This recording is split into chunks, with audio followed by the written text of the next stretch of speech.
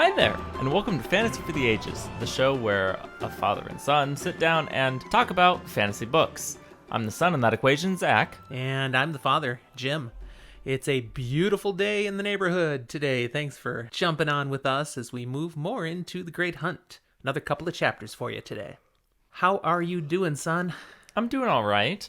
We had a fun little morning, church and wine tasting, which I promptly followed up with a short little nap. Now, wine tasting. I understand from my son I learned a new term. We were pre-gaming. Yeah, we're pre-gaming for the podcast, sure. But in that spirit, I'm not moving on to spirits. Once you've gone with wine, you kind of got to stick with wine, especially when it was good. So I have a nice Campo Rancho Malbec. It's an Argentine. That's the word. It's an Argentine red wine. Technically, I know everything you just said, but it sounds like you made it up. No. And in fact, I took a picture of the wine in the glass right next to the bottle, and that will go on our Instagram. Fantastic. There you go. Now, I'm doing great as well. Likewise, church, wine tasting. We had some good food while we were there, too. It was very nice. Right alongside the Columbia River. So we had a beautiful view, unless you were Zach, because he sat with his back to the view so he could talk to his mother and I. Taking one for the team. He was you guys very sat nice down about and that. went, there's a chair that faces the same direction as y'all. I could sit right next to you, or I could not look at the view and actually talk to you. So that was very, very nice of him. It was a very pleasant start to our day. Yeah, Definitely. But now we get to move into something also very pleasant. Uh-huh. Yawning. He's yawning. It's going to take a little while to wake from his nap. I will maybe do more of the talking up front. Nah, I could talk a lot. We just, might have to edit out a yawn or two. Now, I mentioned what I'm drinking today. You appear to be drinking some beautiful crystal clear water. Nope, it's straight vodka. Total. Yeah. It better not be vodka of that amount. Nah, it's water. We already had our wine, and maybe I'll move on to something more later. But for now, just water. Yeah, we figure we'll round out our day. Here in the U.S., this is Memorial Day weekend, so we all have tomorrow off as well. We're going to round out the day with a nice fire at the fire pit. Maybe have something else beverage-wise, and maybe a couple of stogies, which we don't regularly do. Smoking is bad, but once in a while. Yeah, I want to say the last time we did was like a year and a half ago. Yeah, that I brought back from Little Havana, in Florida, where I watched them being made. It's amazing. Woo! Anyways, a few pieces of commentary and business before we get to our content. Yes, what we got? Well, I want to give a shout out to new listeners that we have from around the globe. We've picked up people from different nations who we've never had downloading our podcasts before. So welcome if you are one of our listeners in Sweden, Finland, Sri Lanka, Morocco, or Taiwan. And if we've mentioned you before, we're mentioning you again because we love you. We're still glad you're here. I also want to mention something. When I get done editing one of our episodes, I do then go back and listen to it again from front to back. Now, I'm doing that partly for quality control, but also because I just enjoy listening to our content. And I am again and again chuckling as I listen to my son. Because he has, and if you're a regular listener, I'm sure you are aware of this, but he's got a pretty clever wit. And he drops some things into our conversations that when we're actually recording, some of them are so slick, so subtle, so good, I don't even catch them. Nah, I'm denying it. I don't catch it either. It just happens. And then I on the listen through afterwards, I'll just start laughing because I see what he did and can't believe it got by me at the moment. So I hope you're enjoying that. I'd like to say he got all of that from me, but he's probably better at it than I ever was. So it's part of the fun in our banter. Well, thank you for flattering me. You got it. One of them that came up in the last episode that I felt like, okay, I acknowledged it when you said it at the time, but it was, I think, funnier than I gave it the credit for, was when you mentioned the guy controlling the Grom. Okay, just with hand gestures, and you called it SSL. Shanshan Sign Language. It's official. And it was just to come up with that on the fly. That was kind of funny. But I just moved right on. Come up with that on the fly? What? No, this has totally been a totally worked out and... He takes no notes. It's not. It's an official language. You can learn Shan Chan Sign Language. It's a real thing that I made up this moment. Stop. If someone wants to make that up, I'm interested.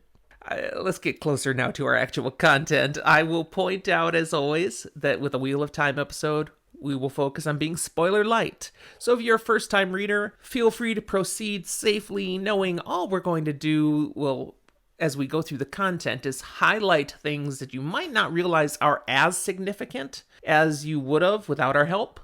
We're not going to tell you why they're significant. We're just going to say, hey, remember this.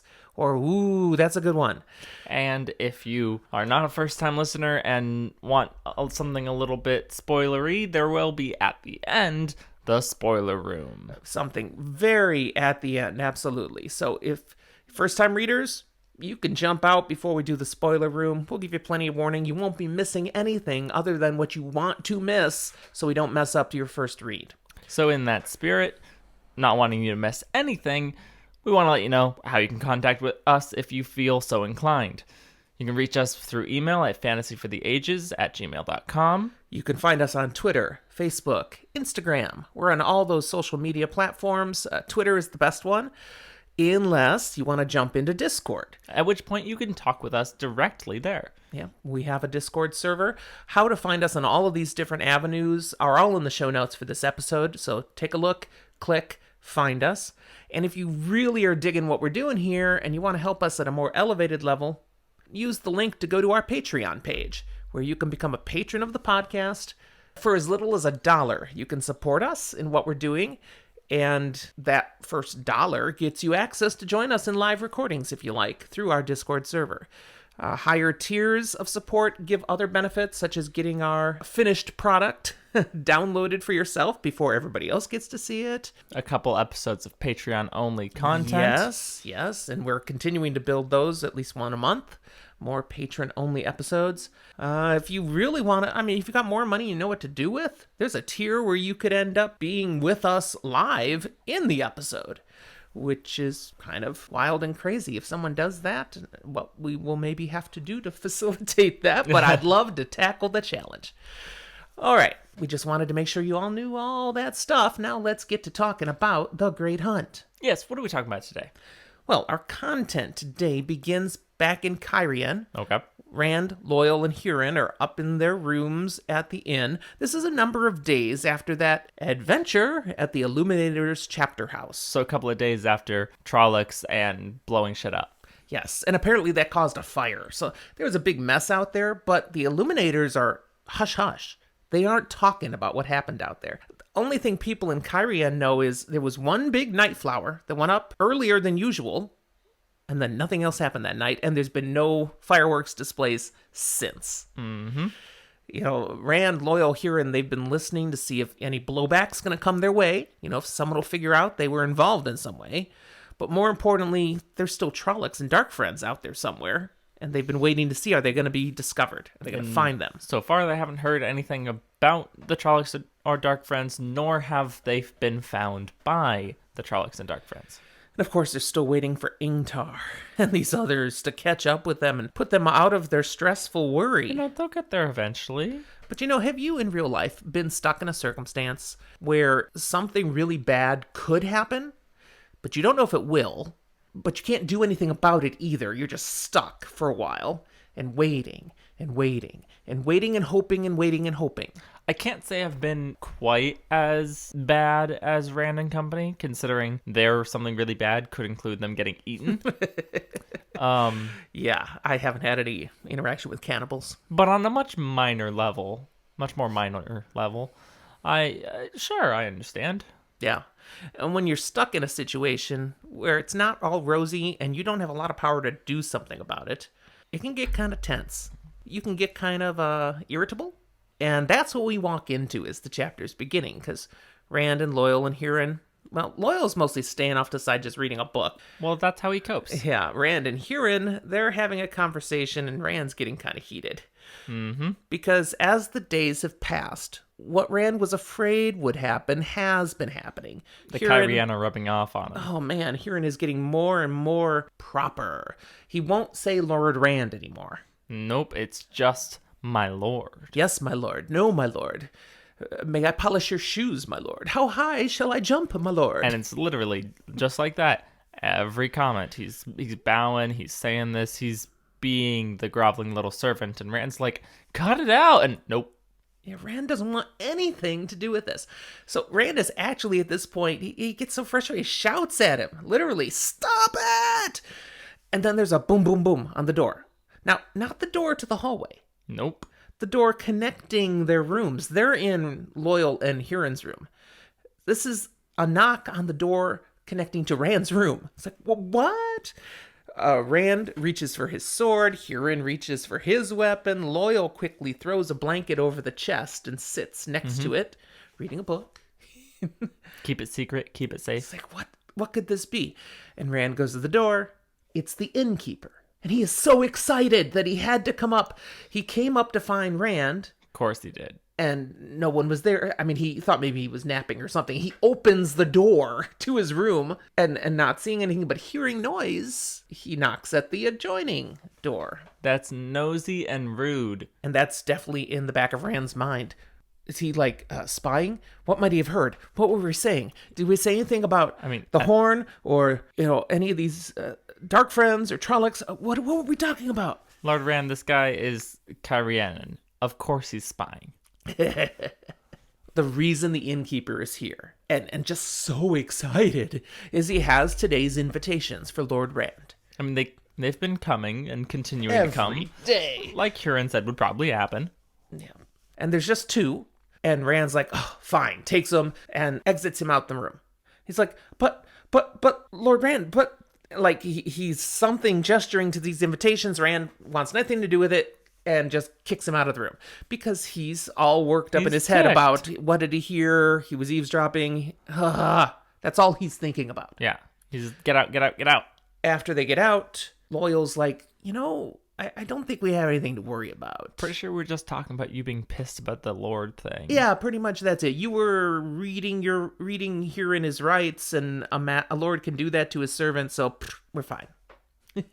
Yeah. Now, it turns out that when we first had these invitations, you remember what Rand did with them? Yeah, I mean, he threw them in the fire. Didn't even open them. Right, and Huron went off the rails. Don't do that! Please, promise me you'll never do that again. Well, every day more invitations have come, and every day... Rand has done that again. The same thing. One single day, there were a dozen invitations from different houses. And he threw them all in at once. Every day, day after day. It has come now to this point. Rand looks at these invitations. These are not just any old invitations. These are... They fancy. Signed, the personal seal of the king... So King Galdrian has invited him, and Lord Barthanes. Now, what's the deal with these two in particular, Rand? I called him Rand. I've done that once before. I did. It's been weeks and weeks. It's crazy because I'm not anything like Rand. You don't even look like Rand. Well, you're tall and thin. Not that tall. all the boys are tall in this book. Anyways, Zach, tell us about these two. What's the deal? So basically, these are your two most powerful and influential people in the city. Mm-hmm. One is the king, and the other is basically king without the title. And would like the title. Yeah.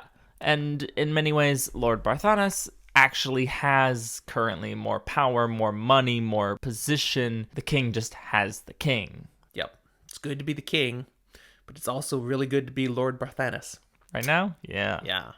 These two invitations Rand is holding in his hand represent the end of the line. Meaning that every day he's been tossing them in the fire and insulting the houses that invited him, and then more important houses would send invitations. There is no one more important than these two. The only reason there's been no blowback on him from burning all the others is everyone's assuming he must have friends that are more powerful. If he burns these two, there's no one left that's more powerful. Yeah. So he's stuck here now. He'd been thinking, All I'm doing is I'm going to treat them all equal. I will not play this stupid game. But you can't throw these two in the fire. Cairhien explains. You throw those two in the fire, all bets are off, and every house that you've insulted is free to send assassins. Yeah, you will be dead super fast. A knife in the dark, poison, something. Someone's going to take you out. So what does he do? I mean, what can he do then? He's like, well, what if I accept one? I mean, then the other one's insulted and he'll be out to get me. So do you want to insult the second most powerful noble in the land or the king, who, as you said, is really not any more powerful, just happens to have a crown? He's still the king. There's no way to win here. And Rand comments, I wish I'd never burned those first two. You know what, Rand? You're right. I'm loving it. At that moment, I'm thinking Cairhien in his head is going, duh. No, he's going, yes, my lord. No, he's going, duh, my lord. Uh-huh. But he does respond simply saying, it probably wouldn't have mattered. Even if you didn't burn those two, the Cairhien still would have read something into this. The moment we walked into the city, you were in trouble. No. The moment they walked into the previous city, they were in trouble. There you go. Rand further comments about this. These people are crazy. And then Cairhien says, yes, my lord. Yeah. So Rand finally does come up with a strategy worthy of being amongst the Cairhienians. Well, kind of. Nah, it's good. He stalls. He's got a technique to stall. Yeah. He's going to play a little bit of the game. That's really what this is now. He's playing the Except game. it's him actually trying to play the game, because you could argue he was doing it before, kind of. But now he is legit going to play the game a bit. He and Loyal are going to head out to the gatehouse at the entrance to the city, and they've been doing this every day, going out to see if there's been any word of a Lord Ingtar from Shannara, or how about the Lady Selene, and checking each day, once a day. And, of course, they've gotten the same answer every day. No, we haven't heard anything. But they've got to go down through the common room on the way. So what Rand does is Loyal and Rand, they walk down to the common room. And about partway through the common room, Rand just pauses, and he pulls out these two invitations. Now, everyone in the common room's just going about their business, acting like they're not paying any attention. But he knows how this works. They're all paying attention. Mm-hmm. He looks at the one invitation. He looks at the other. I almost imagine he looks at the fireplace and then little head shake, puts them back in his pocket, and they walk out. And even before they're out the door, he hears the conversation starting. It's like, he's considering. There's something going to happen. It's different this He's time. not just throwing him in the fire. There's maybe some guys who are like, dang it, they just lost a bet. They thought he was going to burn them like everything else. They thought he was going to be dead by midnight, and now they have to, pay up. So everyone is soon going to know, he's treating these different, and he still seems to be pondering. So he's hoping he's bought some time. Maybe a couple of days. Yeah, we can hope. All right, so they head to the gatehouse. Mm-hmm. As they're heading there, Loyal and Rand, they're having a discussion. How do we get out of this mess? And they're really talking through their options. They don't have any options. No, they got nothing. Because the city, they know, is surrounded by, or at least being watched by, Fane and his dark friends, his Trollocs, all those people. So the same reason they came to the city in the first place is still there. There's no way to get away. They escaped the Trollocs once. Pretty sure if they get trapped again, they can't count on being lucky twice. They don't have another Illuminator's batch Cannon? of stuff to blow up. Yeah, this doesn't work like that. That was so lucky. We can't take that chance. They even talk, what about a ship? We're by the river. We can take get a on the boat. docks. Well, it turns out nobody can just use a boat here in Cairhien. Yeah. You'd have to go through the official channels, the bureaucracy. You'd have to have permission. You'd have to probably show what's in your chest. They would definitely have to navigate the game a lot better than they have, and they couldn't do it with a good amount of secrecy. So that's a non-starter. They're kind of stuck. They haven't solved anything by the time they make it to the gatehouse. Now, Rand then goes up to the clerk that he's dealt with many times before, and this is bureaucracy at its best. Because this doofus acts like he doesn't know anything about what Rand's talking about. Of course he doesn't. You could think, hey, so the people I've been asking about every day, have you heard anything? And his response is like, the people you've been asking about? What people? Who are you referring to, my lord? It's like, just plays stupid. Rand plays the game, tells him who he's looking for precisely, and nope, haven't seen a Lord Ingtar from Shannara. A Lady Celine? Oh, I'm so sorry, my lord. No one has come to mind. If you knew what house she was from, he's heard this every day. I don't know what house she's from. It's very frustrating. But this time, something does happen a little different. Because as they're talking, he sees someone start to walk into the gatehouse, notice Rand, and turn around and leave right away. And it's Caldwin, that officer that had been out there at... That's the captain guy we saw over at the excavation site city. Exactly. And Caldwin had seen the Lady Celine, remember? So I was like, hey, maybe he'd be able to help. How about Caldwin right there? And the gatehouse clerk is like, a Lord Caldwin? There's no Caldwin here. He's like, I just saw him. But Rand knows better than to argue with this. He just leaves. But as he's leaving now, he's saying to Loyal, you know, he just lied to us.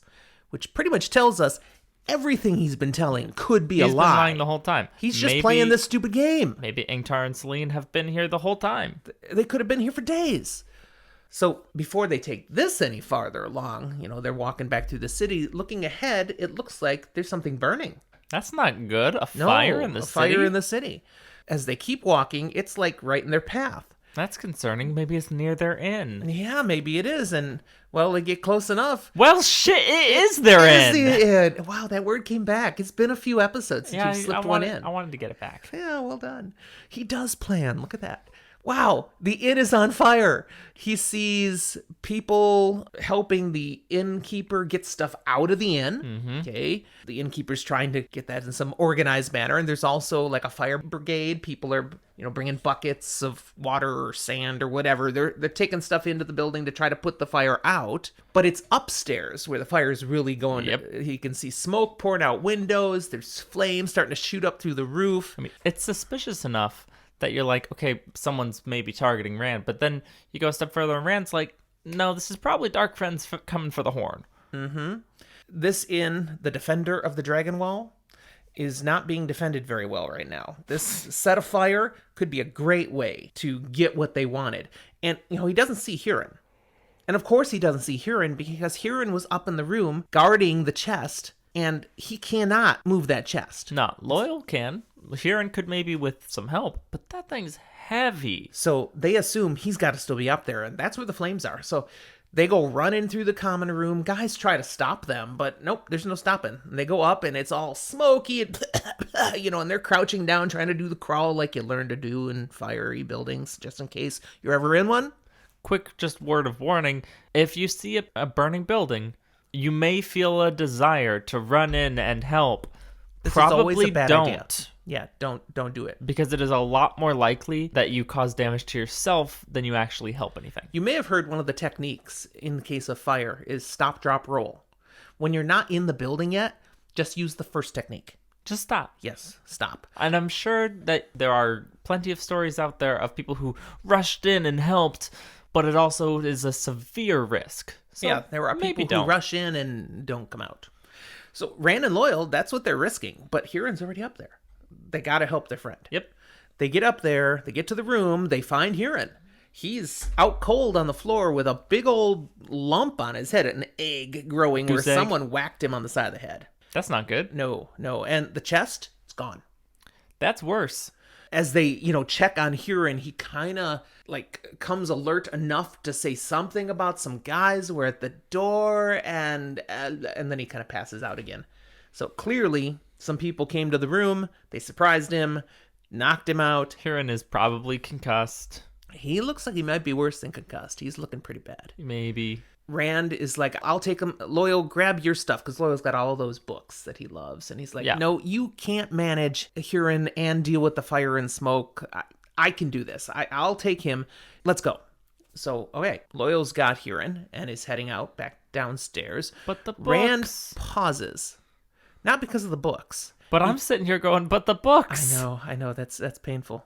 If only he had a Kindle. That would really help a guy like Loyal. I don't know. I feel like he'd be against it because it's a whole technological thing and anti-nature-y and stuff. Now, what Rand pauses is over in his room is his saddlebags, which has the dragon banner. Yep.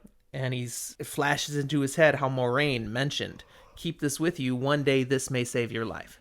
And even though he paused, he's like, hey, all right, it's a loss. It's burning. Hey, probably better I'm done with it. Poof. And then okay. I can look. So he opens the door between the rooms. His room's worse than this one. There's flames everywhere. But the bureau where his saddlebag is stored, it's only half burning. Yeah, it's not. The side saddlebags themselves aren't yet. Yeah, the side where the saddlebags is the side that isn't burning yet. Yeah. So he opens the chest. It's still fine. He grabs it. And the ceiling above him collapses. He literally jumps out of the way just in time. It's pretty cinematic. Yeah, it'll make good TV. I hope they keep that scene. In season 2, probably. Amazon's Wheel of Time. I think it'll still be in season 1, actually. That's a debated case. I don't think so. If you want to know more about how the season may be playing out, check out Talk Around Riyadh, the Wheel of Time showcast. But keeping with our book, Rand goes down the stairs now. He got the saddlebags. He's got the dragon banner still. Life is good. But he gets outside. Life is not so good for Huron.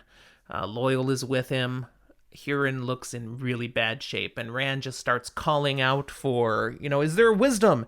Is there a wisdom around? He's thinking, they don't have wisdoms here.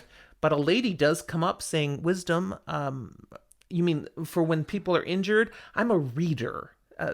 I help people who are injured. Because apparently that's what they're called here. Yes. But she looks at Huron and pretty quickly says, he's very badly. Probably die. I think there's something wrong with his head. I can't do anything about that. I can make him comfortable.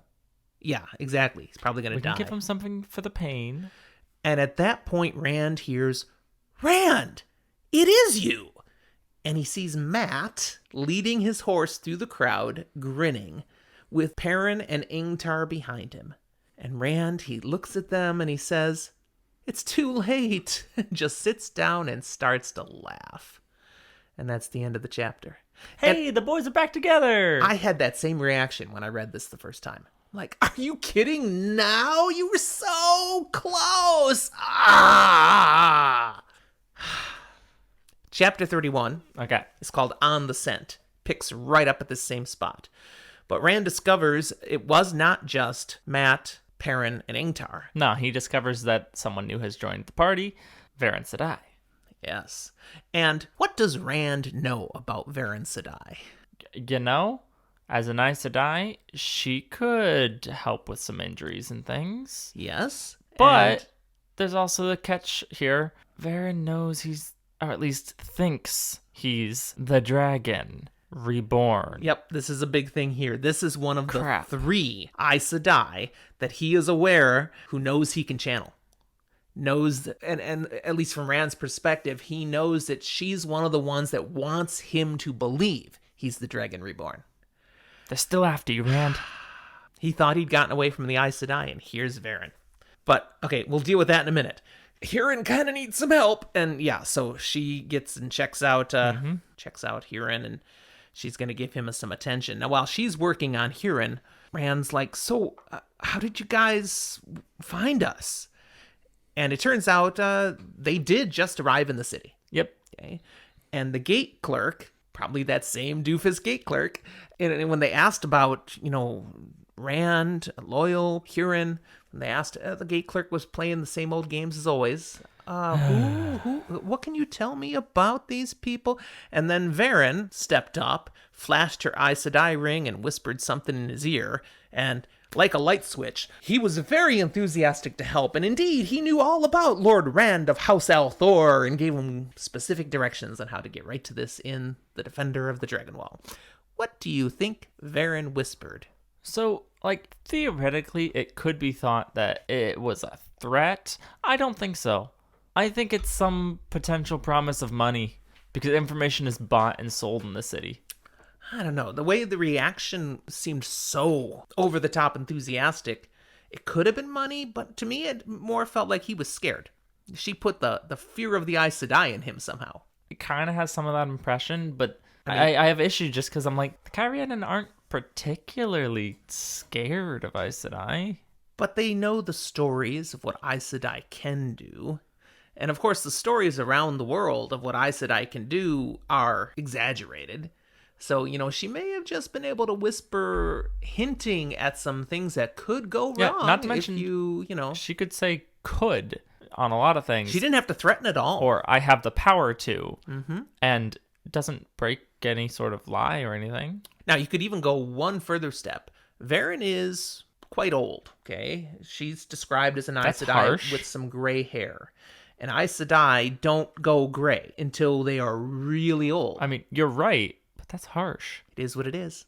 And she's not standing in front of me, so I can talk about her. I'm not insulting to her. Varen is an Aes Sedai in her prime. But my point is, perhaps she has been to Cairhien enough in the past that she knows this guy, or knows things about this guy, or about the clerks, or knows powerful people that she can reference, and just knew the things to say. Maybe she knows the game well enough to figure that out. So we'll never know exactly what she whispered, but it had the effect, and they got the cooperation that Rand was never able to get. And now. Rand learns that the rest of the Shinarans are here too, but they stayed out in the foregate. Yeah, just like Huron had said he usually had done when he'd been here in the past. It's more their style. Right. Rand shares the frustrating news that this fire, it was all about Dark Friends who just now stole back the dagger and the Horn of Valir. We had it! Yeah, we took it. And then you guys took so long to get here that, Pff. Yep. Varen finishes healing Huron successfully. He gets up. He's feeling fine. He's tired. That's what healing does. Right. Varen says he'll need a few hours to rest, but then he should be right as rain. Rand suggests they go somewhere to talk. Obviously, our room is not good here anymore. Right. Varen leads them to another inn. She's been to Cairhien in the past. There's one she's familiar with called the Great Tree. They head over there. On their way over, Rand questions Huron. Says, "Can you detect the trail of the Dark Friends who stole the chest?" And Huron's like, "Yes, my lord, I can." He mentions the Trollocs weren't with them. It was just men. Yeah. So the smell's not going to last, but if I try to follow at least within the next day, I should be able to keep up with them. Especially when you consider their scent is going to be basically as bad as murder and arson. Because they just practically tried to kill him. They would have killed him, probably. Yes. Rand announces, Huron, you can have the few hours to rest then from this healing. That's an interesting question I have. What's that? If someone does violence that would be murder, but then someone else steps in after that person leaves and prevents the person from dying, is the smell of the violence as bad as if the person had actually died? I think it is. Because it's the murder attempted smell. Murder versus they did the murder. It's not their fault that the murder didn't stick. Yeah. Yeah, I'm with you. It would hold. Yeah. So he's declared, Huron can rest, and then we'll be after the chest and the Dark Friends. And then he realizes everybody else is looking at him. Ingtar, Varen, Mat, Perrin. Rand's and he's talking like Lord Rand still. Yeah, I'm acting like I'm in charge. And he apologizes to Ingtar. I'm sorry, I didn't mean to step on, you're the one who should be giving orders. And Ingtar simply responds, yes, Moraine Sedai clearly chose wisely. Because Rand has started to actually step into the kind of role of being a second. Well, and it seemed right. Yeah. He wasn't being a doofus. He was actually being decisive. It worked. It seemed to fit, and everybody can kind of sense this. In particular, we get that Perrin senses this. This chapter, we get a lot of Perrin's perspective on what's happening, and sometimes we're inside Perrin's head. I feel like Rand's sitting there still feeling a little awkward about it, even though he's doing it, and Matt's definitely looking at this and going, Lord Rand. He's not going to be insightful enough to really see that. But Perrin is looking at this going, Perrin does. Rand's changed. I can see it. I can see that this seems to be right. And then Ingtar follows up that, maybe you should have been in charge all along. After all, you got your hands on the Horn of Valir. I haven't even been able to see it. He's a little bitter about that. Maybe we'll get you there. They arrive at this inn, the Great Tree, and they're greeted well. Clearly, the innkeeper knows Varen, remembers her. They kind of get the impression, I think she knows she's an Aes Sedai, Probably. They're settled into some very nice rooms, as good as what Rand had back at the other place where he was being treated as Lord Rand.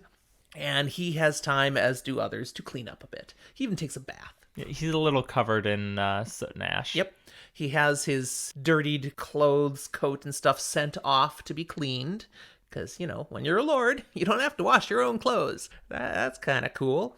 And as he's soaking in the bath for a little bit, getting all this soot and smoke out of himself, He has time to ponder a little bit, and he's thinking about Varen, her addition to this group, and how tricky this is.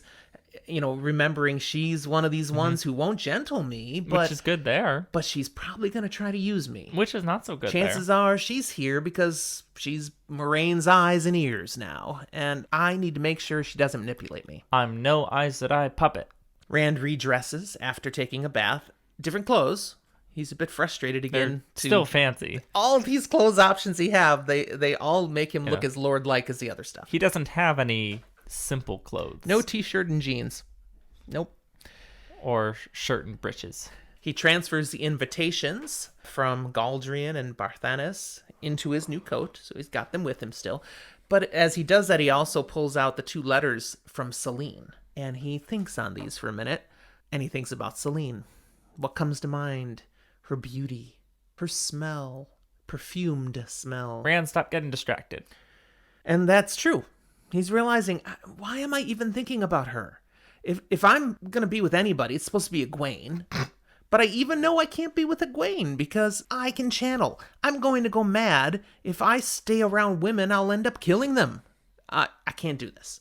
So he takes the letters, burns them in the lamp there in the room, holds them until it gets to the very last corner, and has to get rid of it before singeing his fingers. They're totally gone. Mm-hmm. He's done with that. Good. Yes, very good. Then he goes and rejoins the rest of the group. They're all gathered in a private dining room that Varen had arranged. This is a bougie inn. It's fancy. Well, only the best for Varen Sedai, right? As they're there, and he's come in, Perrin, we get some internal commentary again. He's thinking, Rand is Shadow Killer. Now, you remember that from our previous episode. Yes, but the wolves have named him now. It's pretty fun and cool. And he's like, yes, he is. I can see it now. This is who they sensed. And this is just crazy. It's just Rand, but Perrin's like, I wish we had never followed an Aes Sedai out of the 2 rivers. You didn't really have a choice. They didn't. Rand learns that they're all here except Huron because they decided, Ingtar said Huron was feeling well enough, go follow the trail of the Dark Friends, at least as far as till you pick up Trollocs smell. Because the Trolloc scent will stick longer. And then we'll know where they... That's right. We'll have time then. If the Dark Friend scent fades, no big deal, because we can go where you smelled the Trollocs and proceed from there. Varen then interjects, and she wants to know, okay, Rand, how did you, loyal Huron, how did you get so far ahead of us? We learned from the Gatekeeper you've been here a week. And so they get a little bit of a lore dump here. Rand kind of going, hey, portal stones are a thing, and other worlds are a thing. He tries to be a little vague and not, say, hey, I did a thing with the portal stone. He totally avoids that. He brings in the bit about Lady Selene. And she knew things and must have somehow been able to bring us back. They all assume that must have been what happened. But talks about successfully stealing back the horn, getting to Cairhien. Yep. And Perrin, as he's listening to this and hearing the bit about getting the horn back, that's where, again, it's driving in very clearly, he is Shadow Killer. And so much so that he says it out loud. Not super loud, but loud enough that Rand hears, and Rand looks at him. It's like, What? And Perrin is like, oh, I should tell Rand about my abilities. Because Rand already has the story about how Perrin was able to help them follow the trail because he's discovered he's a sniffer. Now, Ingtar knows that's not the story, the truth. Ingtar knows about the wolf thing. Yeah. But none of the others do. Not really. And Rand doesn't. So Rand confided in them that he can channel. He's like, fair is fair play. I should let him know my thing too. My thing's pretty small in comparison. But he holds up for now because, there's an Aes Sedai in the room. Yeah, let's just, keep Varen out of the loop, shall we? Yeah, we'll stick to that official sniffer story for now. We get another play on Perrin's perspective and how he is also changing. This wolf brother thing is impacting him because he's sensing things more greatly, and he's even his preferences are changing. And one that's highlighted here is food is delivered. A meal comes through and he can smell the lamb. Mm-hmm. Before it even walks into the room, before they even know it's coming, he can smell it. And he's been craving red meat. He's been dreaming of red meat. But it gets worse, because that's a normal thing to want. Mm-hmm. I dream of a good old ribeye. But he wants it raw.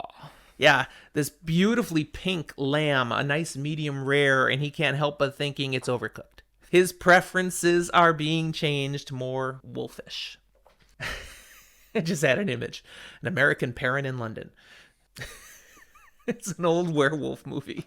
You should see it sometime. Yeah, no, I totally over my head. Turning wolf. Wow, I had a cultural reference that Zach didn't know. Okay, because let's so be real. often you know everything I try to Yeah, throw into but these. you're old. You have some weird ones. Thanks. I'm old. You get on me for calling Varen old, but you're just going to throw that at me? I was just being subtle, seeing if it would go under the radar this time. Subtle as a sister. Very nice. So the meal is done. Before they can scatter, Varen says, we all need to stay. Let's stay here until Huron gets back, in case his information suggests we need to go now. We don't know what he's going to share. That way we're all here. We can all go quickly. That's right. So they kill some time.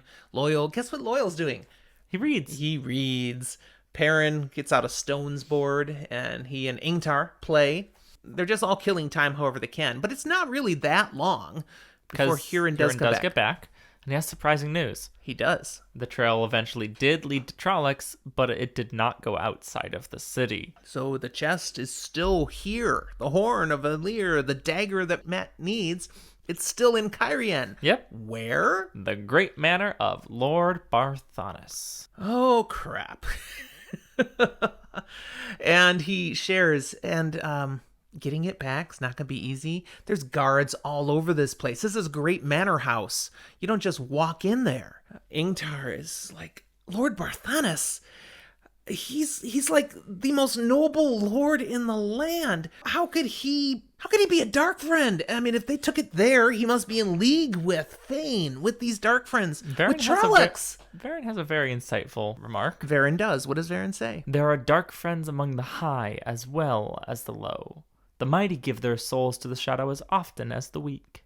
Ingtar does not like that response. No. I mean, I don't imagine anybody really would. He just wants the horn back. And he gets pretty worked up here again. We've seen that from him before. We're kind of used to it. But I gotta have the horn. I gotta have the horn. I gotta have the horn. It's like, whatever. Is Ingtar horny? Oh, dude, did you really go there? Sorry. I mean, my audio was pretty quiet. I am not touching that one. Okay. I couldn't help it. So the horn is inside the manor of Lord Barthanes. We've got to figure out a way to get it. What can they do? I mean, how can we even get inside? What are the options? Maybe they have the Shannara soldiers try to sneak over the walls in the middle of the night? I mean, what do they do? But Huron spouts up, I have an answer. Rand's got invited. Yeah, he's got an invitation with him right now. Like, what? At which point Rand pulls out the 2 invitations. Yeah, these arrived just today. And he gives them to Varen.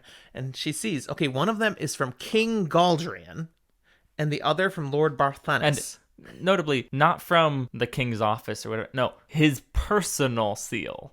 Ingtar's like, what in the world have you been doing that you have invitations from these 2? And Rand's like, I haven't done anything. I don't even know. I haven't done anything. Well, Huron shares then the tale of what he's been doing with the invitations. And then finally it got to the point where these showed up today. Varen's response is, this is clearly a product of the Wheel of Time. That it is woven into the thread of this need just what is necessary for this moment. It's some Taviran BS. She takes the one from the king, crumples it up, throws it in the fireplace. Cold fireplace, so it doesn't burn, but it's crumpled, thrown away like trash. But we don't need that. And then she opens up the other one. She reviews it. She shares, yep, this will do perfectly. Rand is like, seriously? Perfectly? I'm no bloomin' lord. How do I go to Lord Barthanes' manor as Lord Rand? That's not gonna work. I'm a shepherd and farmer.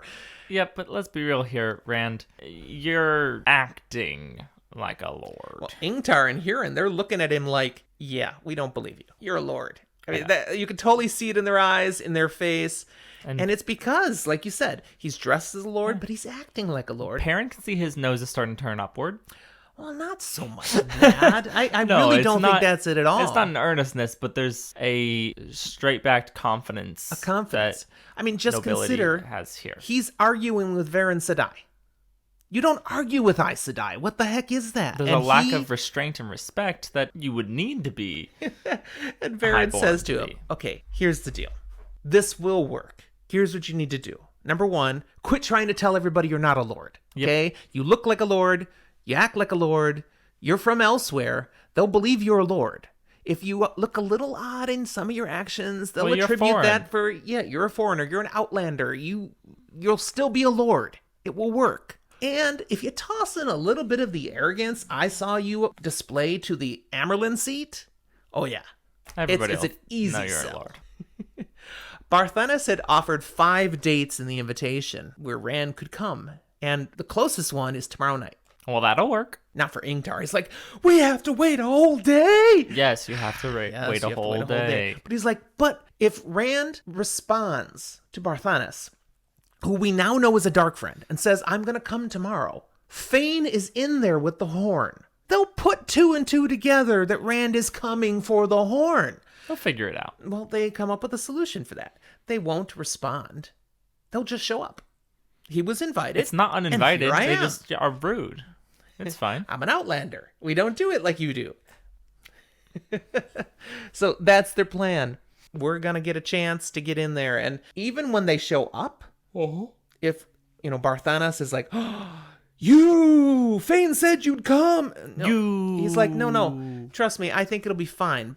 I don't care if Lord Barthanas is a dark friend. He's so into the great game and so driven to want to be king. He'll want to use Rand. Still welcome you, yes. Oh, and here's the great thing. Even if he's a dark friend, he'll especially want to use Rand in some way, shape, or form, because dark friends aren't just, oh, we see you, we kill you. No, they are just like these nobles with this great game trying to manipulate for their own gain as well. Okay, there's one last particular bit of conversation then to end the chapter, and all it's right. Huge. And please note, I wrote that in all caps here in my notes. It is bigger than everything else. Yes. Barthanas' letter references that Rand had taken interest in one of the king's projects, but it doesn't say what project. So Varen's like, what is that about?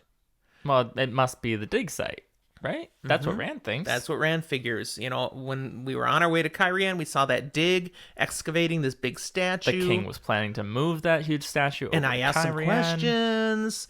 So that must have shown my interest. And again, Days Damar, the great game, they figure something's going on. So he brings that up in the note. Varen shares, oh yeah, we saw that statue. We didn't stop. We just passed by. But yeah, he should not be... Don't mess with it. He should not be digging that up. Moving it would be a bad idea. Bad idea. And she reveals the statue is a Sa Angreal, one of a pair, the largest ever made. This one specifically can only be used by a male channeler. It has a match on the island of Tremalking. Now, if you remember, Bael Doman, way back when, we talked about it in this chapter. Out, holding he knew of this other statue. It's still mostly buried on the island of Tremalking, but that's the one that can be used by a female channeler. They were made during the War of the Powers at the end of the Second Age, and they were designed as a weapon, but there was never a chance to use them. And Varen's like, and that was probably very good, because, the Breaking of the World, yeah, these might have done something even worse if they were used. They have that much ability to draw on the one power. They are ridiculously strong. But there's really nothing to worry about, honestly, that it's being unburied right now, she says, because they must be used together. A man channeler trying to use that thing, he won't be able to do much of anything. Both must be used together by a man and a woman working in partnership. That's how the greatest things were always done, she shares. Male and female channelers working together to use as much power as these things tap into. You can't do it yourself. No. And even if you could, and now reference is made by Ingtar, what if that false dragon Logain had come upon this while it's coming out? Let's just be straight up. Logain, that false dragon, would not have been powerful enough at all. He would have been burnt to a crisp. Right. You just need trying to hold it. So much ability to be able to use this thing because it's such a massive Sa Angreal. And for the female one, she's like, the Amerlin seat, she's powerful enough. Moraine, Elida, those are 3 Aes Sedai I know that have enough strength. She's implying clearly that she does not. There's no way she could handle this Sa Angreal, the female one. She's like, maybe a couple other Aes Sedai, and 3 who are in training. But yeah, it's rare. Barely anyone can access enough power to do these safely. We don't really have anything to worry about. And then she says, at least not until the dragon reborn proclaims himself. I like to think it's a, at least not until the Dragon Reborn proclaims himself, pointed look at Rand. And at that moment, Rand totally gets she's not just saying all this stuff because she's a Brown talking about history and information. She is telling Rand all of this information on purpose. So that's the end of the chapter. End of our episode. Except for the spoiler room, of course. So, first-time readers, not wanting the reveals ruined, now is the time you're going to want to bail. Thanks for being with us again. We look forward to having you with us next time, and we'll talk to you next time. For those of you sticking around for our little dive here, let's head on into the spoiler room. Absolutely. Rock, paper, scissors time. Darn. Yes, I get to go first, and I love it because I knew exactly what I was going to do. I know what he's taking. So, Varen mentions 3 in training. Oh, thank goodness he's not taking what I thought. 3 in training who can handle the Sa'angreal. Now, I'm not going to, we're very limited on what we decide to spoil. So I'm not going to give the big spoil. I'm going to only point out, well, then you maybe have that option. I'm only going to point out that these 2 statues, the largest Sa'angreal ever made, back from the War of Powers, they're significant, but they need someone very, very powerful. So she names the Amerlin, Moraine, Elida, and then 2 other Aes Sedai she can think of. Now, I'm not sure which 2 others that might be. There's a few other very strong ones I can think of. At least one that it comes to mind would probably be Cadsuane. Maybe. She has a lot of extra... But whether or not Varen knows that that's what drives her power or not. The 3 in training, okay, that's totally Egwene, and Nynaeve, and Elaine. Okay, we're all familiar with those characters. Those are the most, it's been said before, the most powerful that have been found in hundreds of years. Yeah. Those are the 3 she's talking about. She's met all of them. She's familiar with them. And that's going to be big later. That's my spoil. Okay, Zach. It'll be big. Maybe when the thing that I spoil happens. Because, these 2 Sa'angreal are used to cleanse the male half of the source. You all know this. You've read this. It's one of my favorite actual scenes of, big scenes. Oh, so much happens there. That whole battle. There are big scenes and big battles in various points of these books. Some people really love one that happens just a couple books before that. I like this one a lot better. I don't know why, but it just really connects with me. And I'm like, I love it. I love it. And it partially is because it's not just a singular big battle, but rather it's a lot of little vignettes of small battles that take place in something huge. So this is not on Rand's radar at all yet. To cleanse the source. But he's got the ability to do it.